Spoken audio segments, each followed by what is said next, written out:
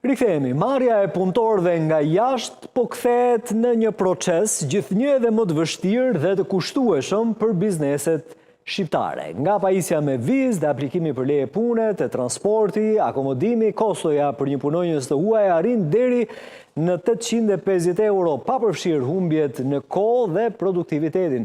Sipërmarrësit raportojnë se procedurat burokratike shpesh e komplikojnë edhe më tej procesin, veçanërisht në rastet kur Shqipëria nuk ka përfaqësi diplomatike në vendet e origjinës së punëtorëve. Sipërmarrës në sektorin e manufakturës shprehen se kompanitë janë të detyruara të drejtohen ambasadave në vende të treta.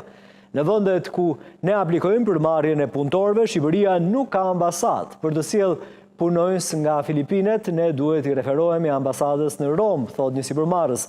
Përpjekjet e bizneseve për të plotësuar mungesat në tregun e punës shoqërohen edhe me rreziqe të konsiderueshme. Një pjesë e punonjësve të huaj largohen nga Shqipëria vetëm pak javë pas nisjes së punës, duke ju drejtuar vendeve të Europës perëndimore. Rreziqe të tjera lidhen me nivelin e produktivitetit, refuzimin e lejeve të punës apo kërkesat për paga më të larta se ato të punonjësve vendas. Sipas sipërmarrësve, eksperienca me punëtor nga disa vende ka qenë zhgënjyese. Po të marrim punëtor me komsi nga Bangladeshi, mund të them se ka qenë një dështim total. Të gjithë ata që kanë ardhur janë larguar më pas jashtë vendit, shprehet njëri prej sipërmarrësve. Ndërkohë, të thënat e Agjencisë Kombëtare të Punësimit dhe Aftësive tregojnë se numri i shtetasve të huaj që pajisen me leje pune në Shqipëri është në rritje nga viti në vit.